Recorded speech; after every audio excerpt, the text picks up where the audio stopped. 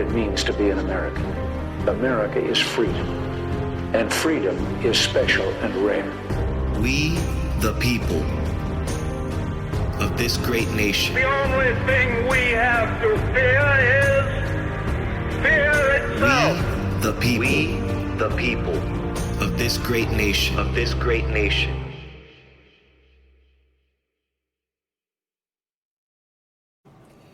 Good morning, everyone. Well, good afternoon, I guess. It's 1 o'clock. I've got a good friend of mine that we kind of agree and disagree. Thank you, Anthony Weiner. Okay. We kind of agree and disagree on a bunch of different political, different political ideas, right? Or different political... he kind of agrees and disagrees on a lot of different stands that we have on our policies. So we're going to have a talk about, I've been off of Twitch for a little while now, and we're going to have a talk about everything that's gone on. And Mr. Sinisters, thank you so much for another gift. My God, you're amazing. Thank you so much. So what is it? Well, what's on your mind? Actually, what Joe Biden's saying right now is pretty interesting, to be honest. Well, I mean, we can go back over what I said back before you left about Joe Biden. Like, I mean, I'm not going to vote for the guy, but it's also, I don't, fear him by any major measure. And if it was like Joe Biden in 2016, it would be a bit of a different story. But it's the long and the short, at least for me, is that I don't think he's the man he was 4 years ago. I'm pretty sure he's got sundowners, to be honest. Outside of that... the left doesn't offer me anything, particularly with their identity politics, and I don't know why I'm supposed to vote for him, personally. See, I completely agree with you. The thing is that I fear the fact that he doesn't know where the fuck he's at. That he doesn't think the same way he thought maybe 8 years ago. That I would be less worried if Trump was running against Hillary Clinton at this point than Biden. That's what I feel. Like, I'm so scared of Biden winning because I've been hearing so many different things. Like, I was seeing a breakdown yesterday. Certain little things that the left-wingers are trying to do. For example, they want to make Puerto Rico a state. They want to make Washington, D.C. a state. They're trying to make little attempts to kind of control the demographics of the Electoral College. Which that I think would actually... And then amnesty, which is another thing that I feel would guarantee a democratically ran the Democrats running a country for the beginning and ending of time. I mean, it's just, it was brought by Steve Hilton, the guy that I specifically heard saying this was Steve Hilton. No, Mark Levine. I'm sorry, Mark Levin was the one that was saying it. They're trying to destroy our democracy, man. I mean, they don't really acknowledge what's going on. They don't really acknowledge what's out there. I mean, I remember Nadler specifically saying that it's a Washington hoax, but when they saw the poll numbers were going down, suddenly it's no longer a Washington hoax, and now they're out there campaigning for it. Then Joe Biden goes and says that that Trump did nothing during COVID-19, which is completely false. And if you want, you can actually see the Steve Hilton video. I mean, he broke down event by event, and it was all from different news articles and everything of what Trump was doing during the time that the pandemic was happening. I mean, Trump said it perfect on Judge Jeanine. What is he supposed to cause? Complete hysteria? Everybody at that time was tweeting out that we were worried about the fear. Everybody was trying to avoid chaos through fear. And that's what Trump was doing. And then they released all this stuff trying to make him look like he's this bad guy that was hiding it from the country. No, he was just being a leader. I mean, Winston Churchill, Donald Trump quoted him. He said the same thing. He spoke in London while we were in the middle of World War II. And he was saying everything's going to be fine. And we knew everything wasn't going to be fucking fine. We're in the middle of fucking giant war where England was hanging on a thread. I mean, so I just think a great leader is a cheerleader for the country and does actions behind closed doors that prevent things. And that's what Trump did. I think he handled COVID-19 perfect. And that's because that seems to be one of the big topics the campaigns are using when they all were like, this isn't a big deal. Biden never even mentioned it when he won in North Carolina, when he won the primaries. He made 1,400 and something words on his speech. He mentioned zero about COVID-19. Zero back in February. Well, if you want my take on either of those, as far as like the whole like Trump being a cheerleader thing, yeah, I think your president should be that. But as far as how Trump has handled it, I'll be honest, I haven't really paid much of attention to it. I know partisan politics dominates the media, so Fox is going to cheerlead for Trump, and then you have like CNN or whoever is going to bash the fuck out of him for it, and that's fine. Whatever, just let them do what they are. But I'm not going to watch them. So whatever the like topic of the hour is or the topic of the day is, I just never notice because I don't care. I want to know, is Trump going to deploy troops into X country, or if there's a major policy being rolled out by the House. That's what I care about, and that's not something that's an everyday event news. As far as the conversation before, I got to remember what it was. Oh, yeah, D.C. and Puerto Rico being a state. I get why the Democrats are going for it, and I think you could probably sell the idea of having Puerto Rico be a state. I get why they're doing it. They want the House votes. They want the Senate votes. D.C. being a Senate? I'm sorry, D.C. being a state? It's kind of screwy. I mean, literally, it's this big. It's a city. It literally is a city-state. I do not approve of this at all. I actually approve that some of these states should be merged just because of how small they are, particularly the New England Five, and Delaware should be moved into Maryland. I know that it pissed a lot of people off. It's completely anti-federal and antithetical to the United States, but some of these states, I think, the early states, a lot of them were formed in the very beginning of the nation when they were very, very small, and they don't have the proper size to the context that the later states would have. I think that's a problem, particularly in New England. We didn't really know how big the country was. Like hadn't really. Yeah. So anyway, I think a lot of the Democrats really have way more power in the Senate than they should have, just on the fact that they've got Vermont, New Hampshire, Delaware, Massachusetts, Connecticut, and Rhode Island, all in this general area, and these states are the smallest states in the whole union. I think they should be merged, but of course the Democrats won't approve of that because they're going to lose any chance they have of having the Senate. But you also can flip it the other side. A lot of these states out in the West are huge, and they're a little too big because of the slavery debate. They were let in because of whatever it is, the Kansas-Missouri compromises and all that shit. Excuse me for the profanities. That's all right. Anyway, I think we need to have a serious issue on like how we do Senate. I would like to see it stay relatively the same. Maybe actually have 3 states or 3 senators per state, just so we can have one each election year.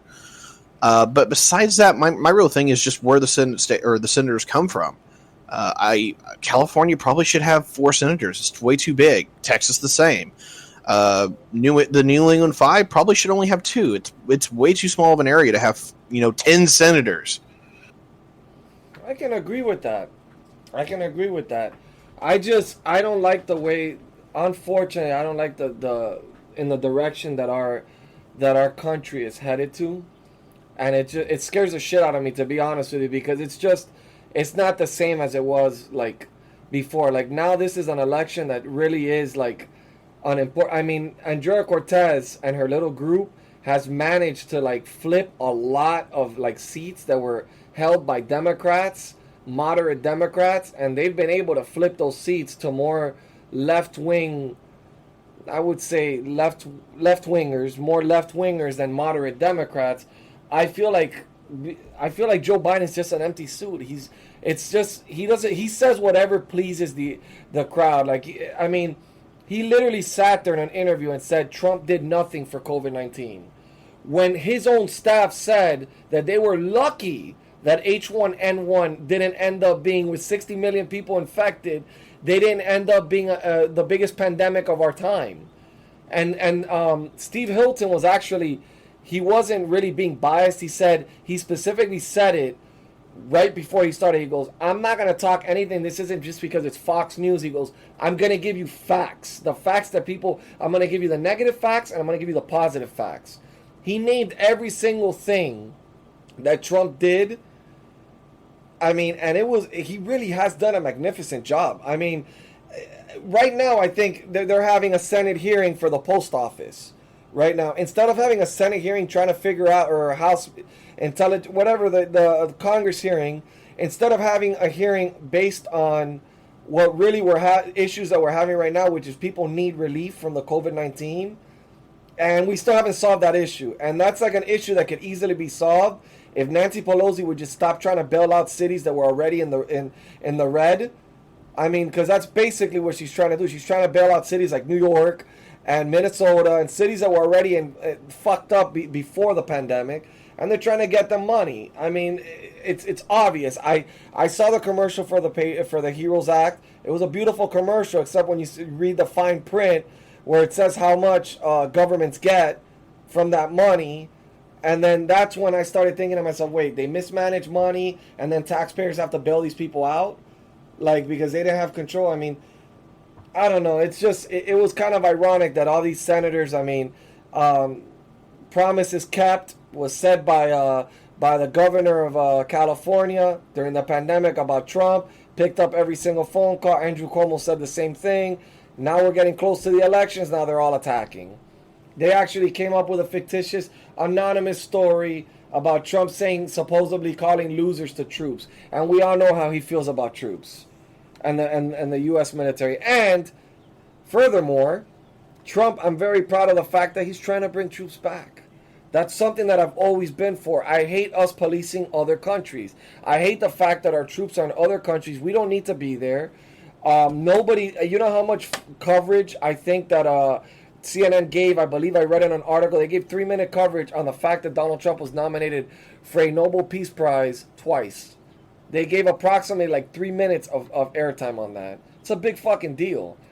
I mean, the guy has done peace deals that are pretty major in our country right now, and he doesn't even get acknowledged for it. It's really fucking sad. And I really think the polls are off. I think he's going to win by a landslide. Even if they try to do this fraudulent mail-in ballot shit that they're trying to do, I still think he's going to win by a landslide. Thoughts? I've got a lot. You covered quite a bit there. So let me, when it comes to like what the Democrats are doing at the moment or what the Republicans are doing at the moment, I let that be your bread and butter. I don't really care. Most of the time, it's not major legislation, and it's literally just like virtue signaling or, you know, scoring the political point of the day. So, meh. As far as the lefties like gaining influence in the Democratic Party, I mean, you're right. The one that actually blew me away in the month that you've been gone is that Joe Kennedy lost the primary to a more progressive candidate for Massachusetts Senate. That blew me away, truthfully. Now, whether that's a good thing or not, it came down to the wire. Like, it was less than, you know, like a percentage point. So it shows you that there's a divide. But I'm going to be completely honest with you, and this might blow your mind. You want the lefties to win. You want lefties in Congress and in the Senate and whatever, because the general public fucking hates them. And it'll help us. It actually helps you, because the more that they see that the Democrats are catering or outright winning with this group of people, the more that the liberals might even vote for you. The more the center absolutely will vote for you. And of course it galvanizes your base, being the more conservative camp. This is a win for you, actually. As crazy as that sounds. Because you're never going to win. I think it's crazy. You're smart. Yeah, that's a very You're never going to win Massachusetts. I mean, like maybe one House seat off in the boonies there by West Virginia, but outside of that, Massachusetts is locked Democrat. So when they go hard left instead of having this more balanced approach left, that makes it easier for you to win, because you can sell yourself as the more normal, mundane, whatever word you want to use. Moderate, standard. Yeah, moderate, standard, whatever you go. Like, it's not a bad sell. You can totally do that. So I think that's a win, actually, for the more right-wing Republican people. As crazy as that sounds, the leftists, not the Democrats, the leftists and the liberals don't really realize how toxic the leftists are. and how much people don't like them. They are not the mainstream. Now, I'm not bashing on people because, like, I hate leftists or anything. I play in my community. But a lot of what they do believe, a vast majority of people, even we're talking liberals here, find that their values are antithetical to the American dream or the American experience. So yeah, I think that allows you to grow a bigger camp and grow a bigger tent, and while they're not going to agree on policy, you can actually get a few converts from stuff like this. Let's see what's next. Crap. Hit me. I need notes, man. I should have been writing some stuff down. I play it by ear, bro. So you know how I roll, Yeah, I gotcha. bro. I know. I'm OCD, bro. So I just jump from subject to subject. I throw everything out. 30 days, bro. 30 days without having conversation is fucking hard. Talking to myself. Shit. Oh, dude, I have the best conversations with myself. What are you talking about? I try, bro, but it's hard. I gotcha. Anyway, there was two other things that you went over, and I got to remember where it was because I thought they were worth talking about. And if anyone in the chat wants to remind us what it was, that'd be totally cool. Well, we talked about Biden, the fear I have with Biden. Yeah, I'm not super fear of Biden. That was the previous conversation. The last rant you had, you did what we just talked about, whether the left is winning more. You did the more like COVID centric part, which I don't really care about. And then there was like one or two points after that, but your chat is letting me down here. Dang you, chat. Yeah, I know they're letting us all down, but it's all right. It's all right. But yeah, I mean, there's a lot of craziness going on. I mean, look at what just happened with the shooting of the two cops, right? I mean, this has to stop. Like, there has to be some sort of like the left has to acknowledge what's going on. Like, they have to see what's going on, because I mean, this shit is not good for anybody. This is not good for anybody. I mean, look, we can all agree that without law and order, we have no freedom. Because then if we have no policing, technically we have no freedom. We have to fend for ourselves. It's not the same. And it's almost as if they think that chaos is helping them, but it's actually new recent polls have actually shown, which I don't trust the polls, but regardless, it's showing that people are more concerned with the riots now than they were with COVID-19, which is why Trump now has a much closer margin of error, which is I think 5% he's at right now. Fox News poll said 5%. And I think he's going to win by a landslide. I think they're really completely off on these numbers. I think that he's going to win. I mean, I was at the boat parade. That was the first time. I've never been to a Trump rally. I've never done any of that stuff, but I had to go to the boat parade. Everybody in my neighborhood was doing it. I hopped into one of my neighbor's boats, and I was like, "Fuck it, I'm riding."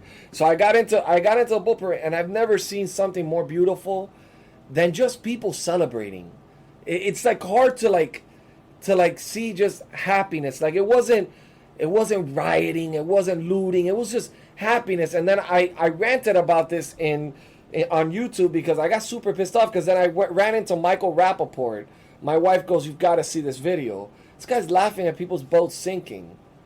And I'm thinking to myself, you're laughing at people that their boats are sinking when they're just celebrating their country and their president. Is this not a democracy?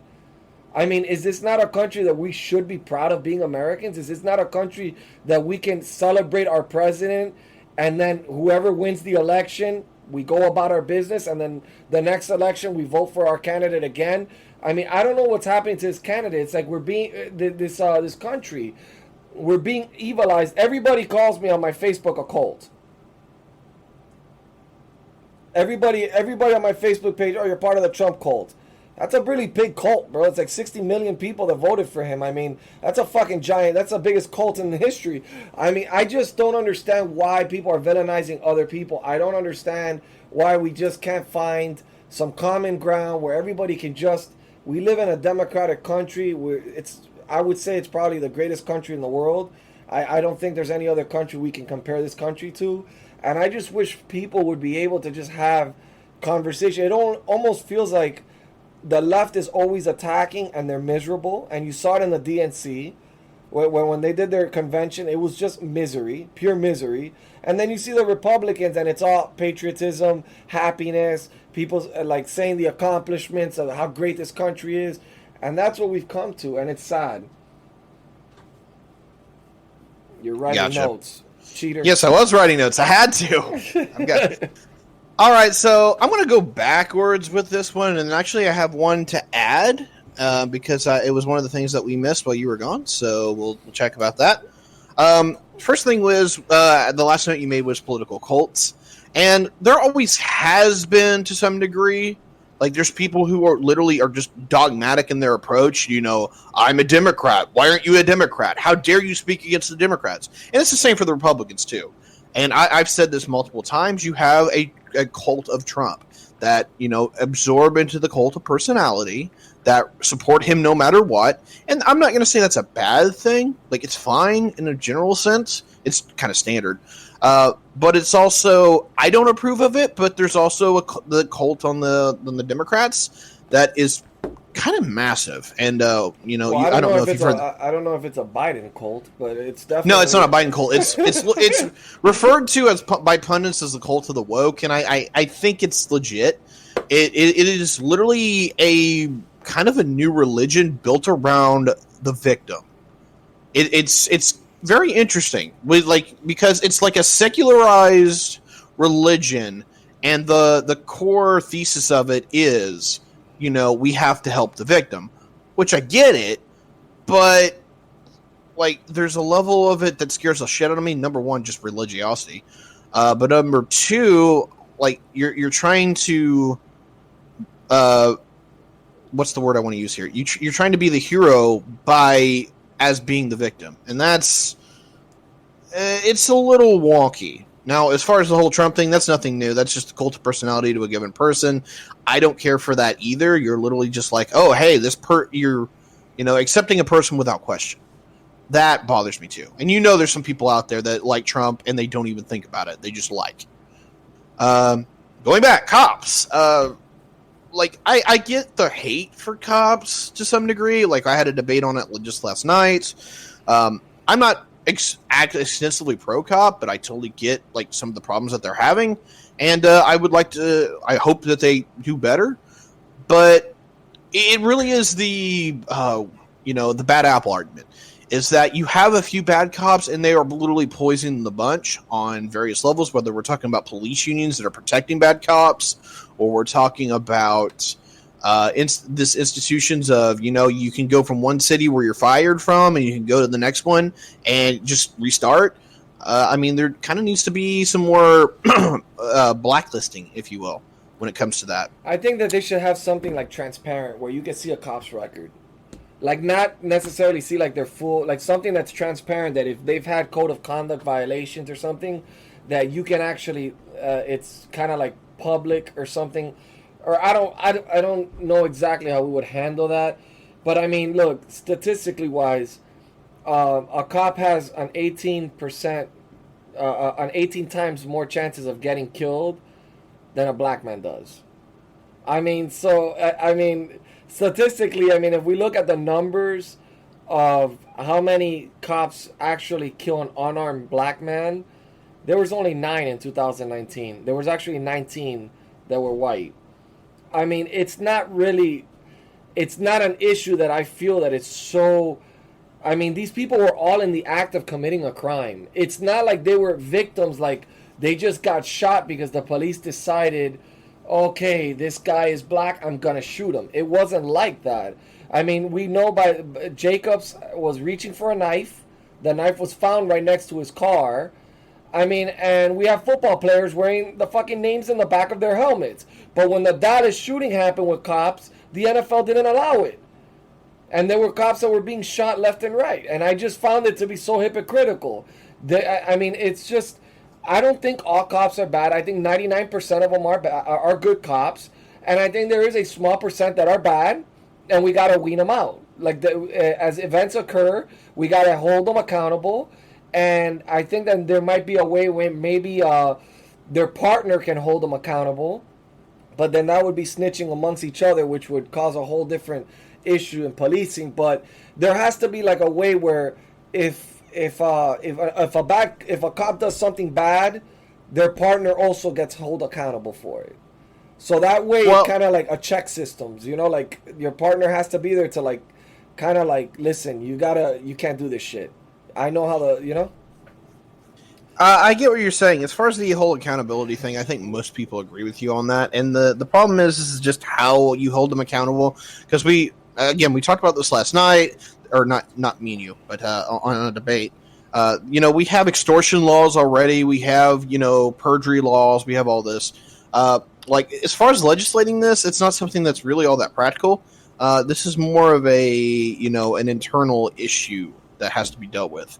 And one of the best things that I put up is that there's even the cops are actively seeing this. The police unions are becoming problematic because, yes, it protects them from, certain levels from getting hit with nebulous charges just from the general public. But also, whenever there are people who try to out their fellow cops because their fellow cops are not conforming to codes of conduct, it's them that gets hit because the police unions protect the bad cops. Suspect Sushi, a good conservative streamer and former police worker, good person to talk to on this one.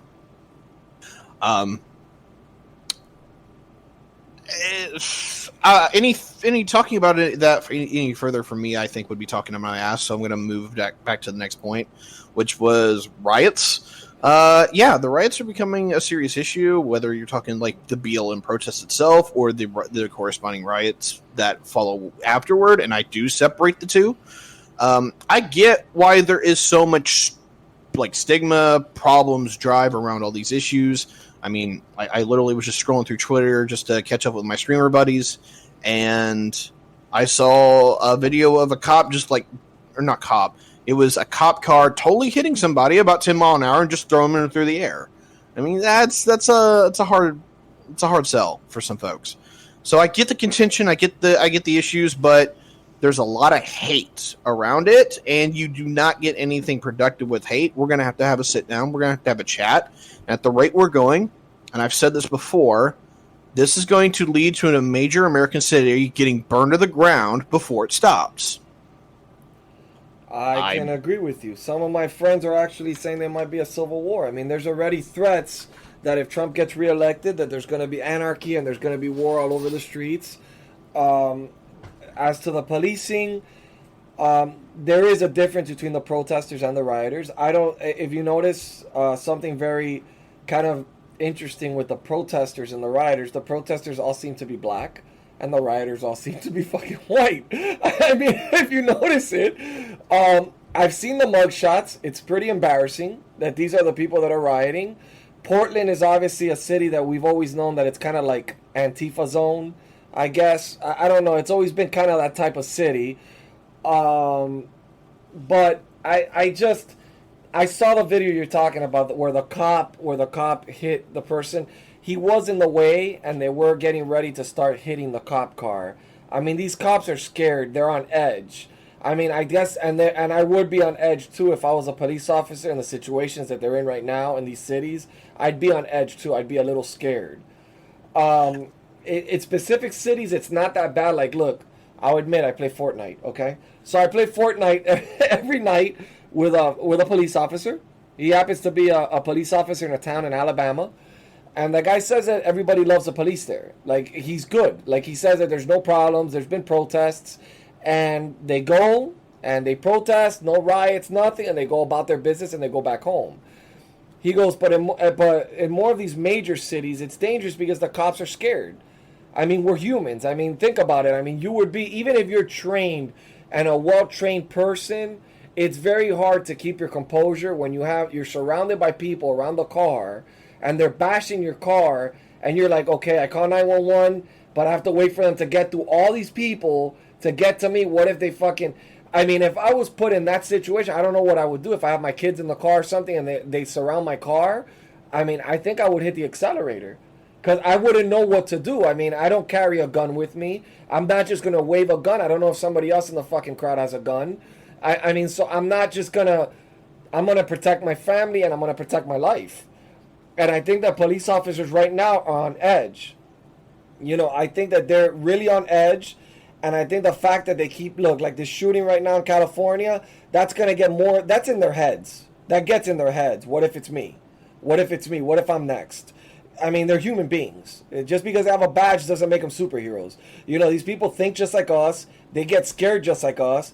And, you know, look at what happened in Rochester. A lot of them resigned. And a lot of them retired. You know, they're getting tired of this shit. And honestly speaking, the mayors and the governors are not helping the cause. They need to put an end to these protests.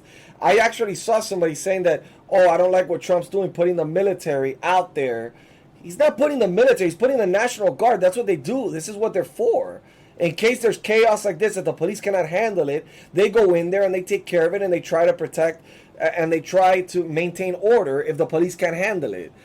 And I mean, and I just think that these protests and these riots, well, not the protests, that's your right. You should be able to do peaceful protests without any issues. But I mean, some of these peaceful protests have become out of control. I mean, they're going in, where was it, in Pennsylvania, in Pittsburgh, where there was an old couple that was just eating and a lady literally went and drank their water. And they got in their face and started yelling. I mean, there was also a stewardess on an airplane where the lady goes, you don't run this country anymore. We run this shit. We run this shit. I almost feel like there's like a war, like blacks against just like everybody that's white. Like I feel like they want to take over. And it doesn't make any sense because we're all Americans. We should all love each other. I don't look at a black person any different than I look at a white person, Hispanic person. I don't look at them any different. Not everybody thinks the same way, though. That's me. That's you. You know what I mean? Like, we look at everybody equally. Some people are racist. There is racist people out there, a lot of them. But it comes from both sides. It's not just from one side. They're racist also on the other side as well. But, again, I don't see this issue being fixed anytime soon.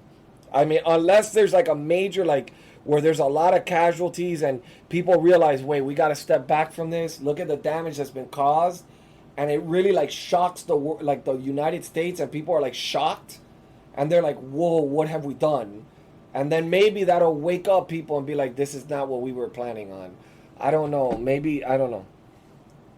That's my look on it because I don't know any other way of how you make people that are destroying things realize when destruction should end. Like when you've done so much damage that it can't be fixed. Minneapolis is asking for so much money just because of the damage. What, $2 billion? I mean, you have all these states that are dealing with this shit and they're losing billions of dollars. People are losing their businesses that they've had for years, and it just doesn't stop. I mean, I don't even know how these people have the energy in Portland to continue. I mean, I would have been done by day 2. Like, I would have been like, fuck this, it's too much work. I was like, getting hit by fucking pepper, getting hit by all this shit. I would have quit. I would have been like, fuck this, this is too much. But I don't understand. I don't know how we're going to put a stop to this. I really don't. Yeah, as far as putting a stop to it, it's going to be one of those deals to where people are just going to have to pick a side, and it's going to be one of those deals to where when they do pick a side, it's going to be something that like just either upsets everyone or, you know, there's pretty much a heavy hand going in. The one just small note is that when you were talking about the National Guard, like people call that the military because, you know, it is like they are technically a military service. Yeah. So yeah, distinction, yes, small, but still largely yes. I don't fault the black community. I will say that. That was the one thing I really wanted to chime in on, though, is, you know, the black community has gotten pretty a shit hand throughout U.S. history, and I'm not going to say that they still don't to this day. I don't blame them for being upset and wanting to protest or have issues. What I do have a problem with is more the Antifa folks, and I notice that they're not black. They tend to be a lot white. That come in from, you know, all these different places and literally just wreck face. These people are a problem, and I have no problem with Donald Trump sending in the National Guard and or the ICE or federal authorities to basically just throw these people in jail because they are rioters and they are destroying property and they should be charged with the full extent of the law. That's what happened with the statues. As soon as he started as soon as he did the executive order, 10 years mandatory in prison for destroying federal what happened? Statues stopped being torn down. You scare the shit out of these people. These Antifa guys won't survive in prison. Those are real criminals in prison. These are guys that are just trying to be something they're not. I mean, I look at what's going on and this systemic racism that people keep talking about, And they keep talking about systemic racism in cities where the fucking prosecutors, the mayors, and are black. I mean, the police chiefs are black. I mean, Baltimore's a perfect example. This weekend, 46 shootings, 11 deaths in Baltimore. Everybody there's black. The police department, the majority of the police department is black. I forgot what the percentage was, 85% or something, or 75% was black. The chief of police is black. The mayor's black. I mean, I just don't understand. Chicago, the mayor's black. Chief of police is black. I don't understand how they can justify this. I mean, these are the people that are running your fucking cities. Maybe it's time for a change. Maybe switch it up. Maybe it's not working since Chicago's been under since 1931. It's been ran by Democrats. Maybe it's time to do a shift. Like maybe try something different. Maybe see if trying something different. Al Sharpton actually had to backtrack the defunding of the police. He actually had to come out on CNN and go, wait a second. He goes, defunding the police is affecting my communities. Like, I don't think it's a smart idea anymore. When he was for it, now he's backing track because he's seeing the violence spike in New York. And he's noticing it's happening in his neighborhoods where his constituents or his people are. And he's realizing, shit, we made a mistake. And now he had to backtrack literally on CNN, and the guy on CNN was like, "Oh shit, this guy's literally saying he's against defunding the police. What the fuck?" You know, like it was a mistake. It was a mistake. They know it was a mistake. I mean, look, the perfect imagery that shows you good cops is September 11th. Everybody was showing videos of September 11th, which just passed, and you saw cops running towards the buildings, not away from them. White cops lifting black women up, trying to save their lives. It was not about skin color. It was not about anything else but saving lives. There's a lot of good cops that put their lives on the line every single day for shitty pay. Because I know how much cops get paid. I know a lot of cops in Miami. They don't get paid a lot. For people to say, oh, they choose to be cops. Yeah, they choose to be cops, but they don't choose to get shot either. Like, they choose to protect, they want to help the community, but they don't want to die. Like, they don't want to, they're not signing up to die for $50,000 a year. Like, that's not their end game. Like, really, they want to protect the community, but I mean, if they knew that they were going to die, I'm pretty sure they would choose a different line of work. Like, if they absolutely knew that they weren't going to make a change, they usually do it with the best intention. I mean, that's what my belief is from the people that I know that are cops, that went to high school with me, that became cops. Good people when they were cops. I mean, good people when they were in high school with me, and they're good cops. I mean, I think this war on cops needs to end. I think people, the NAACP or whatever, he said that Blue Lives Matters is not real. He was saying it does not matter. It's not a real thing. It is a real thing. If Black Lives matter, and which they do, and police lives matter should matter too. Everybody's lives should matter. I mean, it goes both ways. I mean, I just don't understand why. It's like it fits a narrative, right? Where you see a police officer get shot, it doesn't come out in the media. The media never reports that when a police officer gets shot or killed, unless it's like a major incident, doesn't get reported, even if it's a black cop. If a black man shoots another black man, CNN doesn't cover it. Like the killings in Baltimore, I was looking for it on CNN's website. I couldn't find it. I had to look at Fox News to find it. They don't cover that. Of course they don't cover it because it's not a cop shooting a black person. And that's the only news that's credible to their narrative. So, and the sad part is that most of these BLM guys and the people that, I mean, have you seen their manifesto? I mean, BLM is literally a Marxist movement. I mean, that one of the co-founders literally did an interview where she said that she's a trained Marxist. I mean, this is a political movement. It's not a movement to try to help the black community. And I think a lot of black people have realized that, like Candace Owens is always talking about it. I mean, a lot of people have realized that this is more of a Marxist movement than anything. They want to eliminate the father out of the household when actual studies have shown that removing a father out of the household is actually worse for the black family than it would be having a father figure in there. Thoughts? Yeah. Most of the arguments that I was going to make, you actually made for me. So, like, I hate the media. I hate how they do that. Because there was a wonderful terrible video. It was wonderful in that it shows like how absolutely loaded the police can be, but it was terrible in that there was a black officer defending himself from a black man, and no one fucking talked about it. And it literally showed like this guy, like the black officer said, "Hey, look, I can't have you step closer." The guy did. Guy had to taser him. The taser didn't work. He just kept charging. The guy had two big ass knives. Damn near looked like machetes, to be honest. But I can't remember. I saw the video. It looked fucking big. It was big. Yeah, dude was huge, and he had to put like 9 rounds into him. And of course, the guy passed away. But did anyone talk about it? No one talked about it.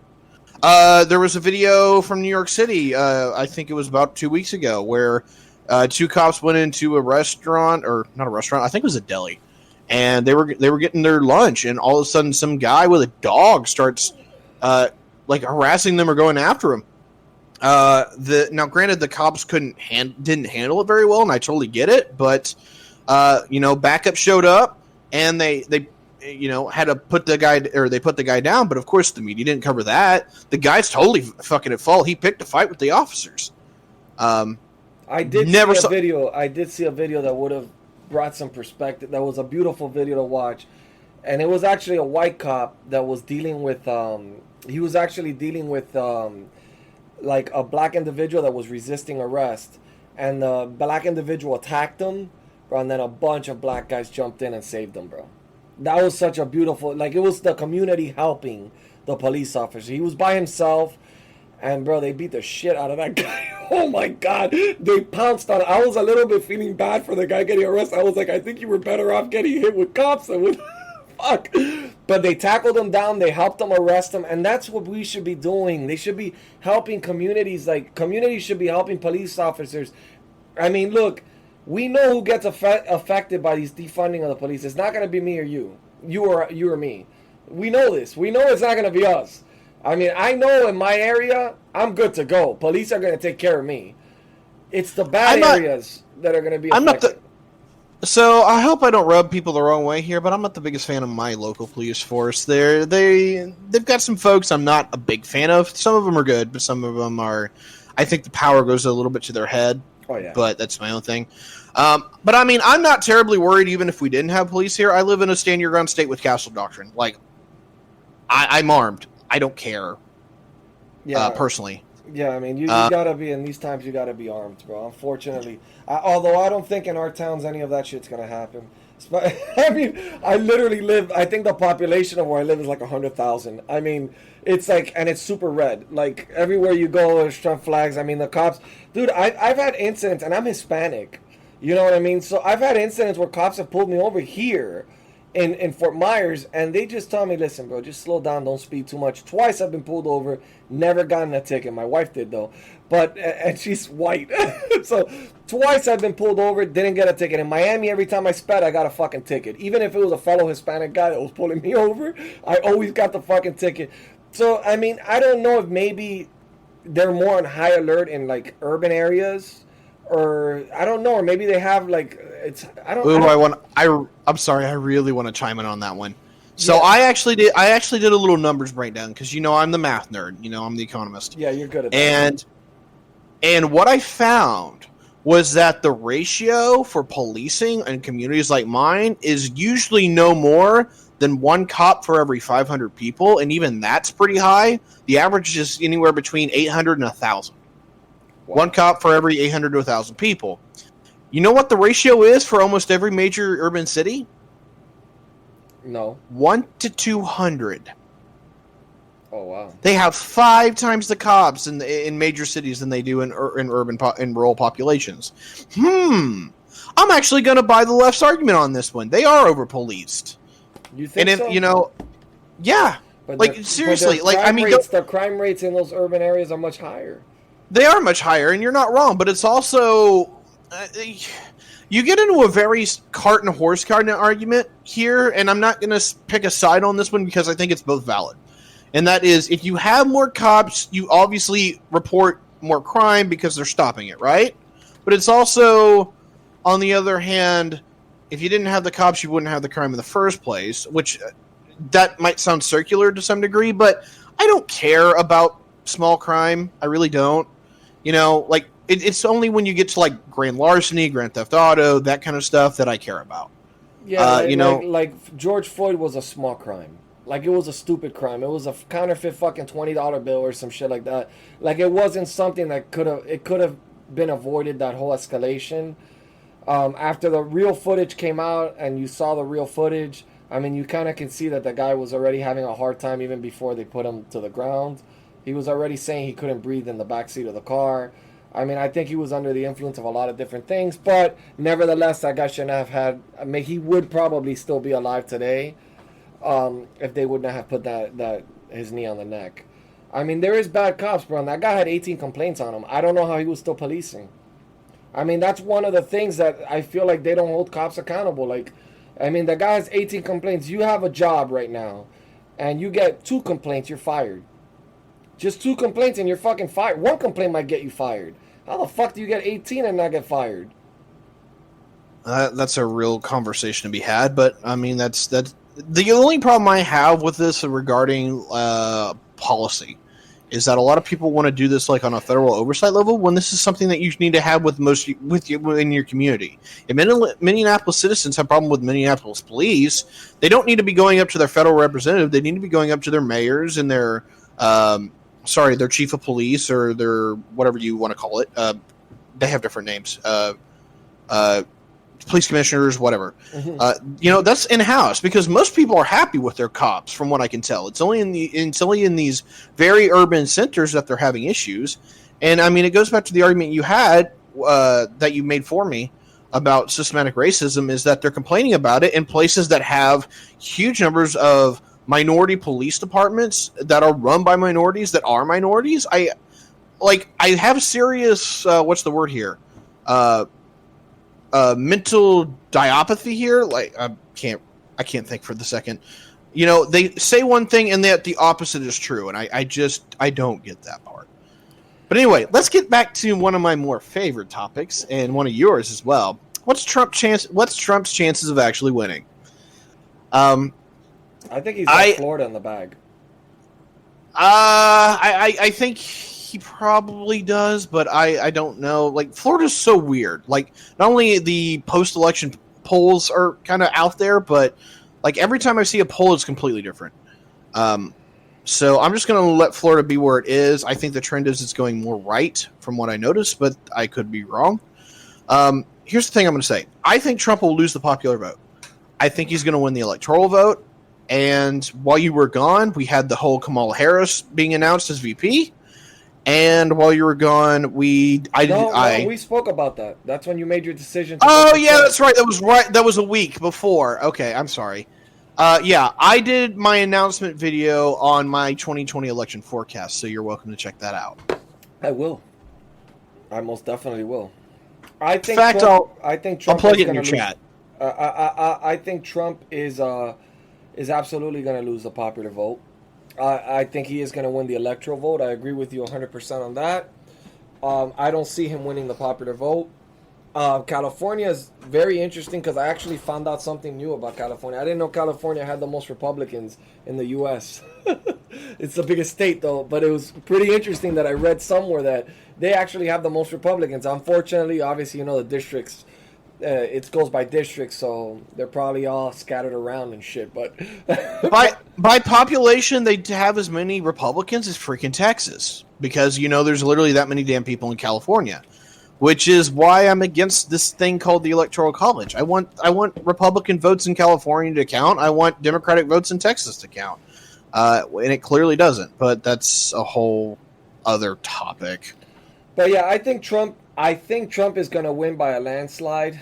I just think, and it's only because I think what he has up his sleeve is going to be the big. The debate is going to make a big difference. Without a doubt, the debate is going to show he's going to make Biden look ridiculous. I mean, we all know this.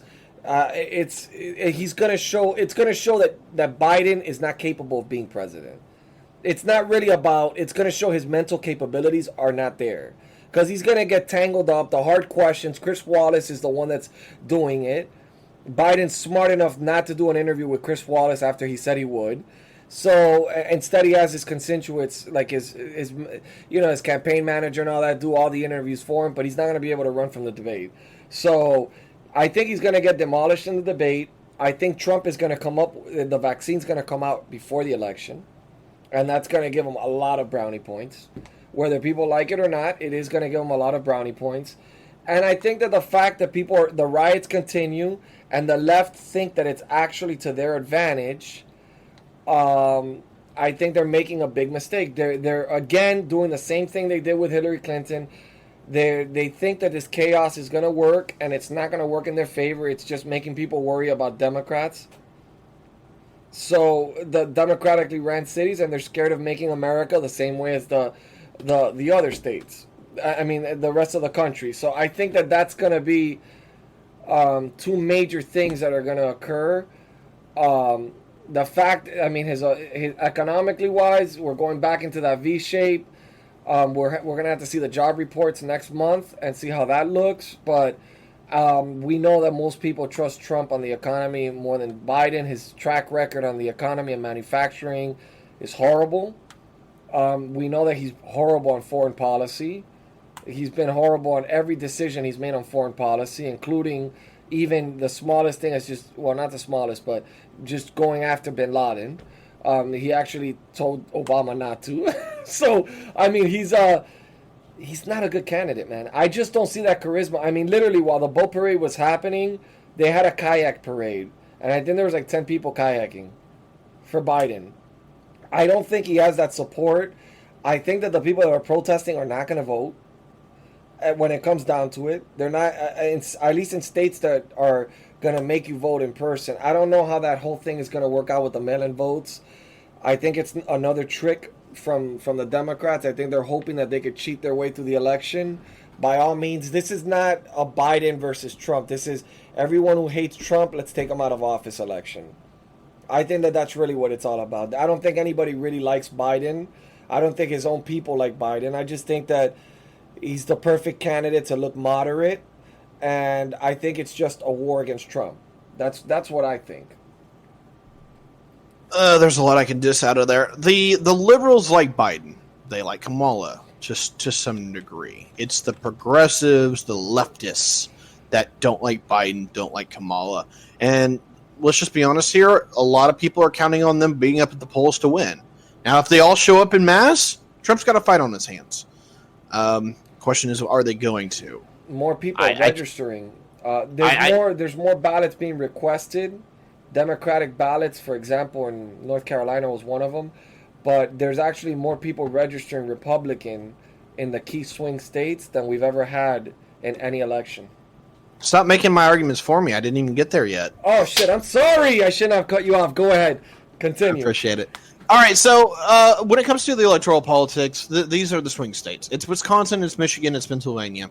Now, assuming that Trump, as the incumbent, is going to be rolling in with just maintaining what he did to get where he is, right? Let's assume that he doesn't pick up any states. Let's assume he's just on playing defense.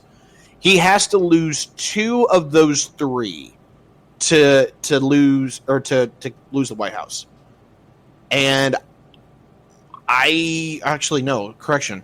No, he has to lose all 3 of them.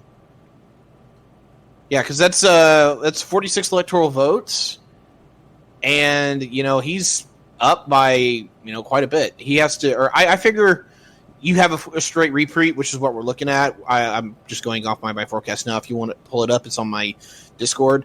But yeah, I've got it 606 or 306 to 232 is what it's going to end up being. And even if Trump loses 1 or 2 of those states, he has to lose all 3 of them to lose. He's got it in the bag, and he's already focusing on Michigan. He's even trying to. He's even focusing on Nevada. I think Nevada was. Did it vote red or did it vote blue? It voted blue. I consider Nevada locked. I don't think it'll ever go red anytime again in the near future. People keep talking about Arizona doing a flip and how Trump was pull all his financial money or assets out of Arizona.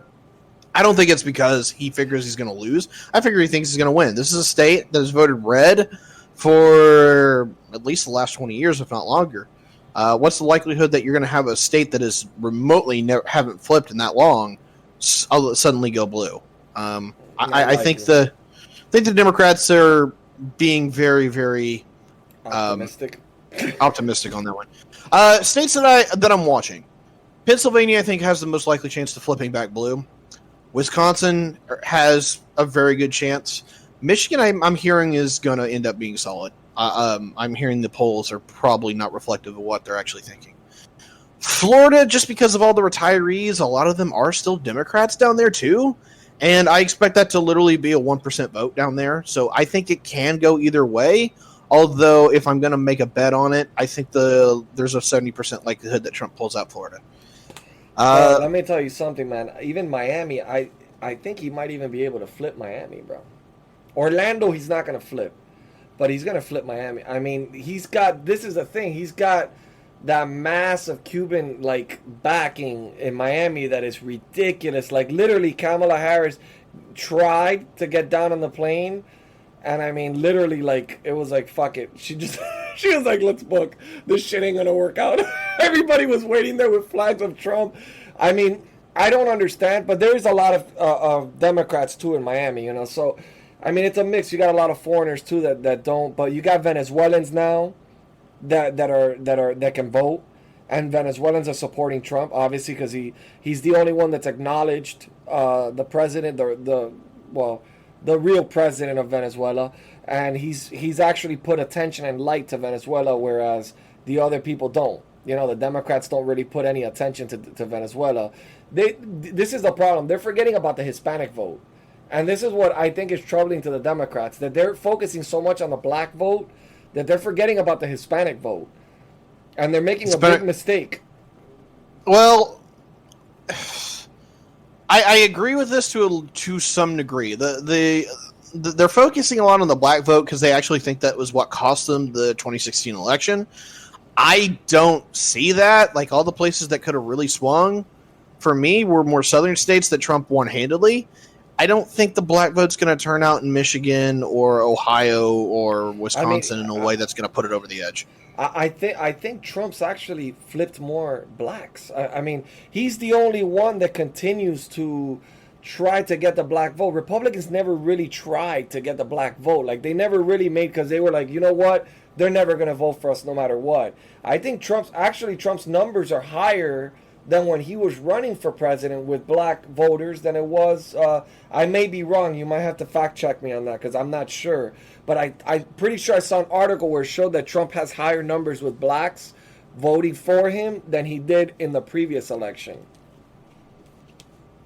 I can't say one way or the other. I really can't. I'm going to be just waiting for the exit polls to see if they've moved at all. If I said this in my election forecast video, I'm not going to go over the whole thing, but the one thing that I noticed is that the people that have been in flight, the people that are moving, that are a very powerful voting bloc, particularly in the Midwestern states that are what we're talking about here, the swing states, it's unions. Yep, the police. I'm really interested to see where unions budge, because everything that I'm hearing out of unions is they're going more pro-Trump. Oh yeah, and that's a hell of a vote in Wisconsin and Michigan. And if Trump is winning that can put him over the edge. That absolutely can put him over the edge. I mean, he was endorsed by the police union, which is big because Joe Biden carried that. Joe Biden always had the police backing him, and that's it. No police are backing him anymore. They should have let Joe Biden run the way he runs. He would have had a better chance if they would have let him run moderate. If they would have let Joe Biden be Joe Biden, I think he would have probably, of course, filtering out the dementia and shit, but I think Joe Biden would have probably had a better chance. But they first of all, that little plan that he came out with was way too left. That's not Joe Biden's stance. We know he doesn't stand on that. We know he hasn't changed in 47 years. I mean, he has not changed his views in 47 years. He's just saying whatever he has to say. And honestly speaking, he's just like Hillary Clinton, a loser. They continuously keep losing. Ouch. I don't mean to say it like that. I mean, actual, like a loser. Like, he's literally lost every time he's ran for president, just like Hillary Clinton. I mean, this guy is not ever, won the presidency, or even I don't even think he's ever won the fucking nomination. I mean, No, he's not. exactly. No, you're not wrong on that, and that kind of goes to show where the Democrats are. They should have took somebody who is younger, but honestly, they had a reason to do it. They were trying to stop Bernie. Like where the Democrats are, I'm not a big fan of, but it's also I'm not a big fan of where the Republicans are to some degree. Their new coalition that is kind of formed around Trump. I don't like the evangelicals. I never did. I was hoping that they would get kicked out of the party. That didn't happen. And so we're left with this instead of words. The core of the Republican Party now is the like nationalists and the evangelicals, and they substituted the nationalists in to take the core place in the party, and they kicked out Wall Street.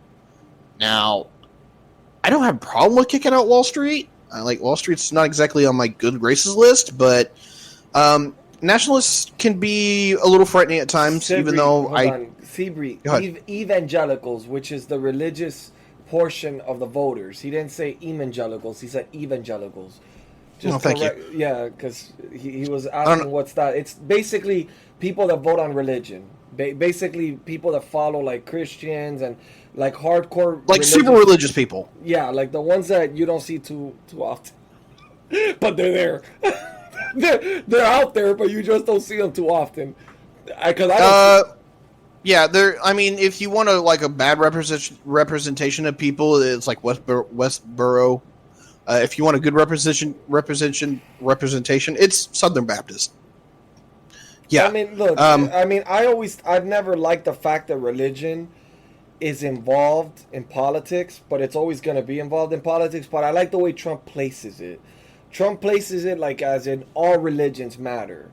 Like Muslim, you know what I mean? Like even when he said it in the RNC, like he was mentioning religion in general, not just for the Christians, the Baptists. He was mentioning it for everybody along the lines because you got a lot of different religions.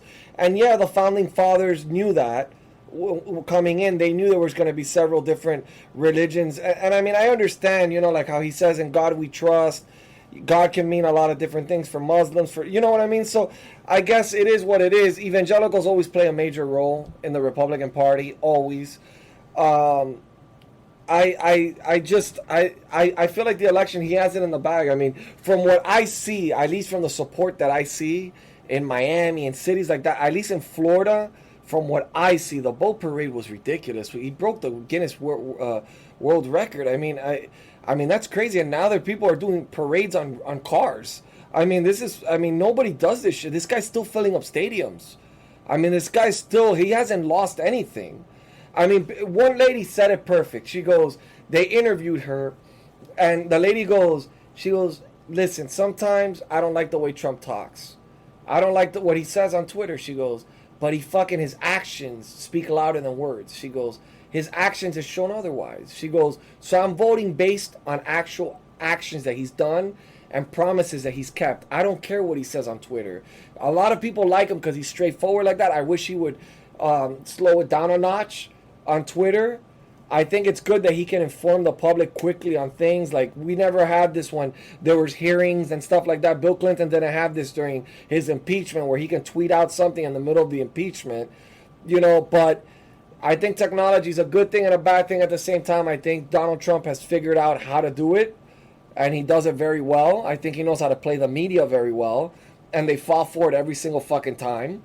The more they talk about him, the more it looks like it's an attack on Trump, and the more people are like, wait a second, why is CNN always attacking Trump? And it makes people think, shit, maybe Trump is the right choice. I think the media focusing so much on Trump and attacking him so much is actually making people want to vote for Trump.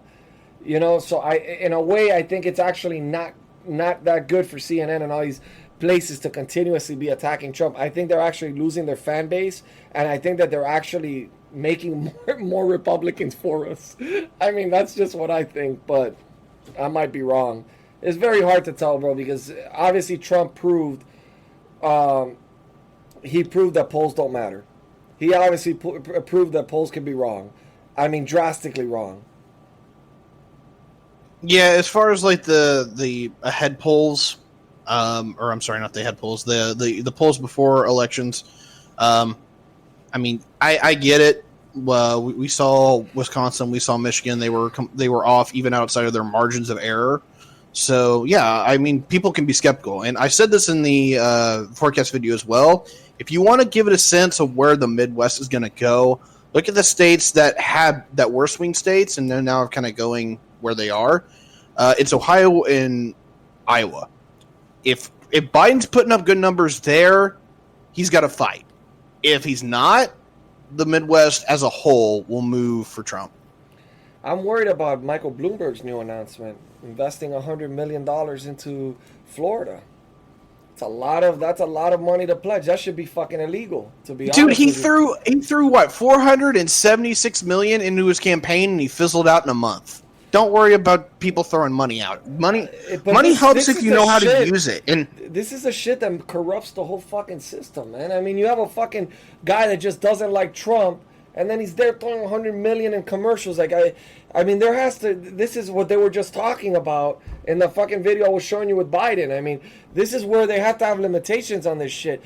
Look, I'll give Bernie that. Bernie did it the right way, grassroots. Bernie was getting his money from the people.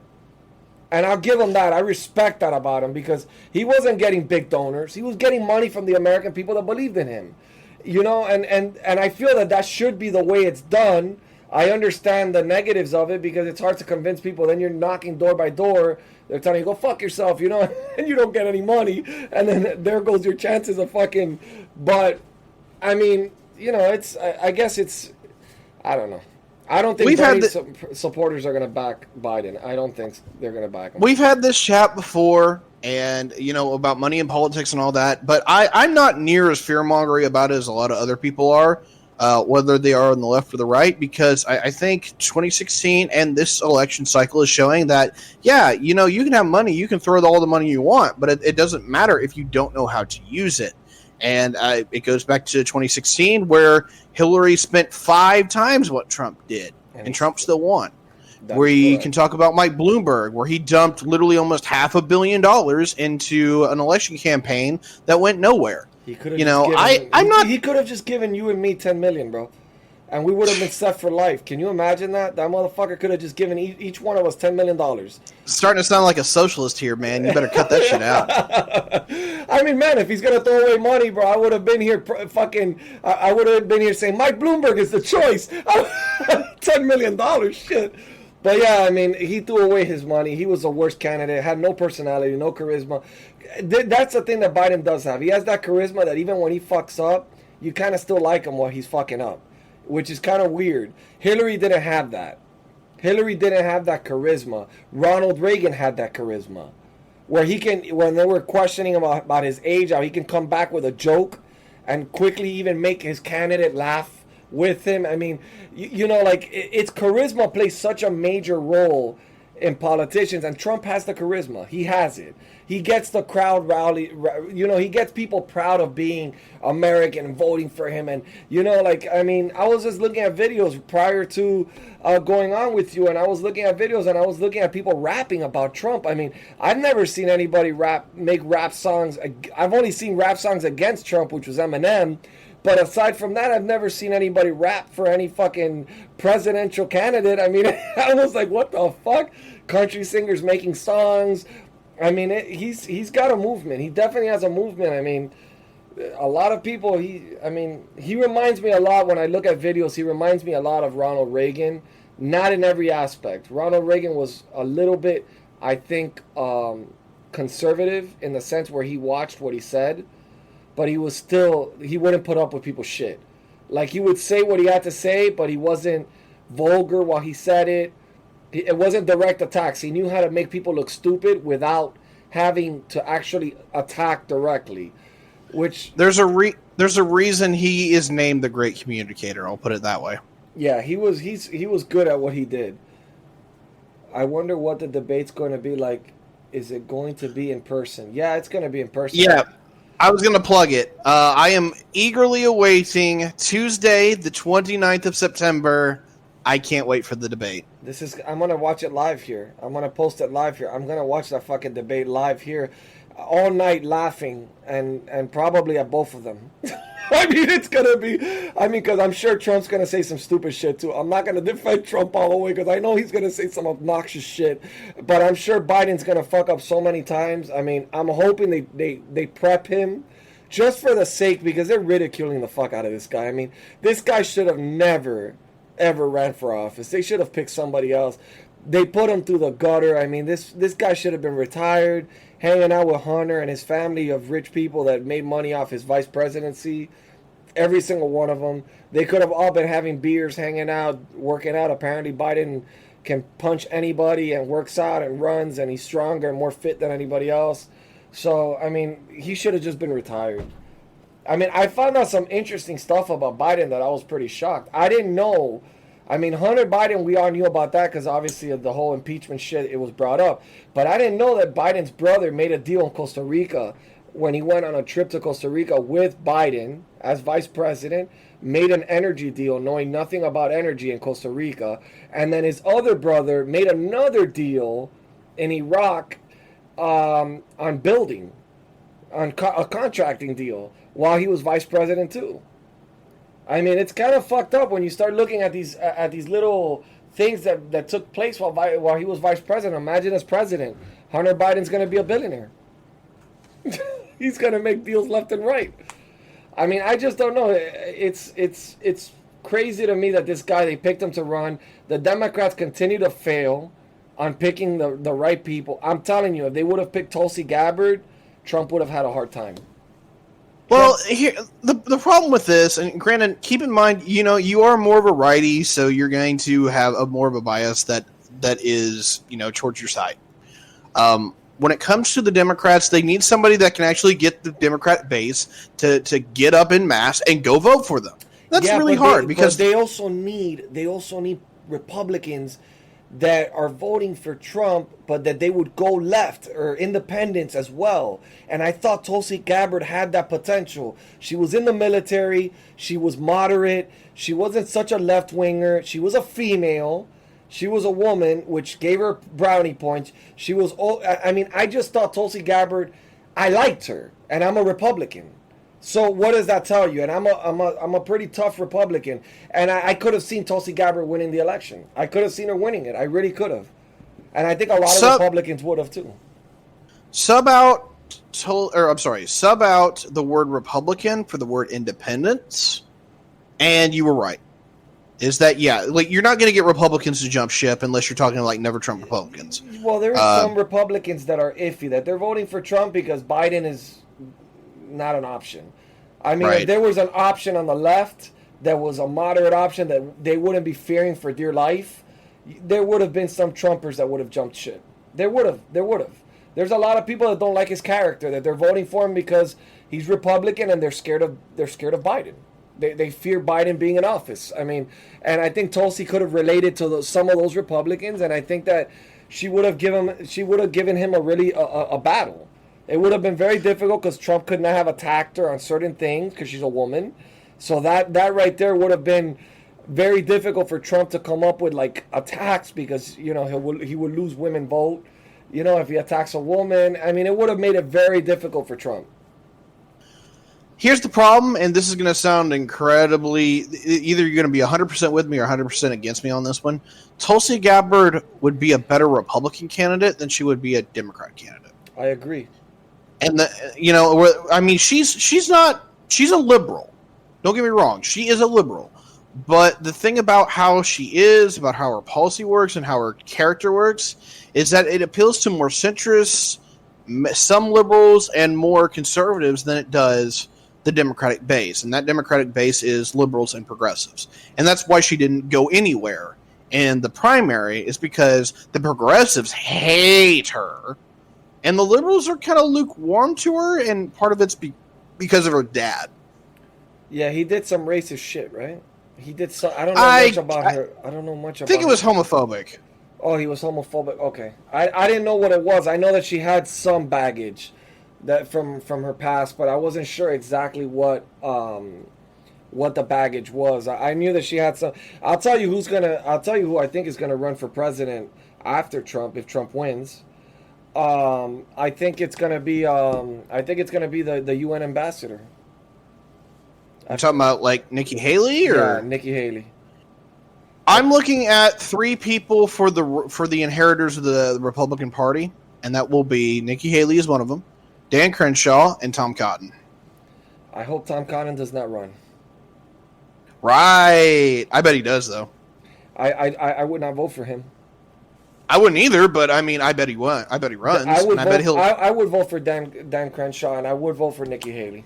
I wouldn't vote for Tom Cotton. I don't like him. I think he's too extreme, and I don't like extreme on either side. I don't like anybody who's extreme to the right. I don't like anybody who's extreme to the left. I like people that can speak to all Americans. Unfortunately, That's why I like you. That's why you like me, right? But the thing is, Trump tries. Look, I know that sometimes people look at him, but he does try, bro. Like, he tries to reach out. The problem is his personality gets in the way. He's got a big ego. So, like, it gets in the way, but he does try, man. I mean, the California governor said that he was always picking up his calls, always calling him during the pandemic, like that he was on top of it. He does try to reach out to these people. Like, he does try to work out with everybody. It's just his ego and what he says draws people away, draws the left away, and draws the Democrats away from him, which sucks. But I know that he reaches out. I mean, there's been proven statements from Democratic governors that he has reached out, to try to help. I mean, so whatever. It's complicated. All right, so I'm going to piss off the left here, but I do think Trump cares about America. I really do. I don't know if he cares about himself more than America. That's the real sell for me that you have to get out for the right. But as far as Trump, I think he legitimately does care.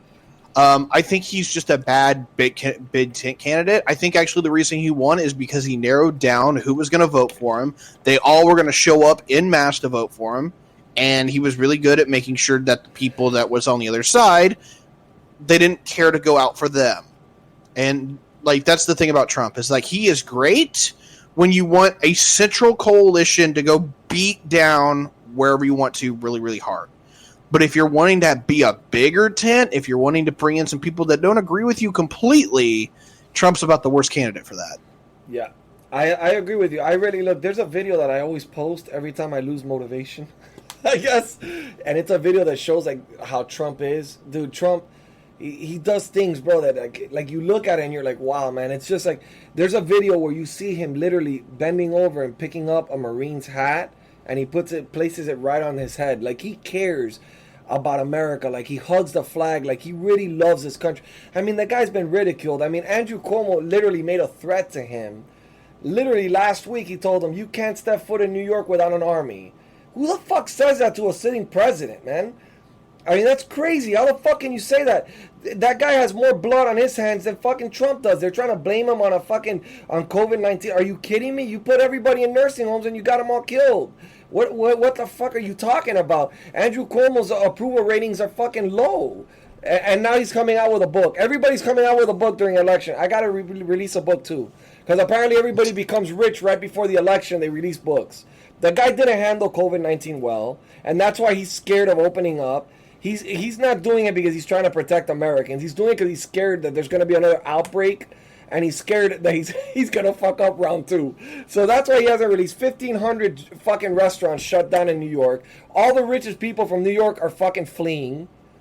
They're all fleeing, and they're all coming to great sunny Florida, which is good for us, or Texas. I mean, I just don't know what these governors are doing. They think these lockdowns are helping them, man. They're going to lose their spots. I mean, I think the mayor of Chicago is going to get replaced. We have a pretty good candidate in Baltimore for the House. I forgot her name. The girl that's running as a Republican. She did an amazing commercial while she was walking through the streets of Baltimore. I think she has a pretty strong chance of winning the House seat in Baltimore. I forgot her name. She spoke at the Republican National Convention. I don't know if you know who I'm talking about. Yeah, to some degree I do, some degree I don't. And it's just, part of it I just don't follow. But as far as a lot of these Democratic governors and candidates, some of them I think are going to be in for a fight. I think Cuomo is going to have a hell of a fight to deal with. People like Gavin Newsom in California, I don't think he has anything to worry about. Some of these states are just literally party locked, and if you can just carry that base, you're good. The real question is how long before everyone gets sick of COVID measures. And from what I've seen, the Republicans, just being Republicans, they don't give a shit. They don't like them. But the Democrats more so are actually being in lockstep that you wear your mask, you do your lockdown, and I'm going to take a shot here. They like their government handout. Yeah. Yeah, I'm pretty sure they do, but unfortunately they haven't been handing out shit, so right now there's no handouts being given. But I mean, nevertheless, look, you keep people cooped up in a house, you cause more.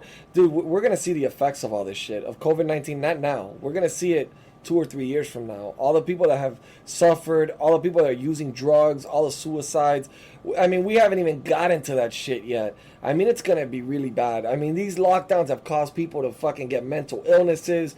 I mean, it's pretty bad. It's pretty bad. I'm gonna go ahead and I'm gonna do my exit for the actual podcast.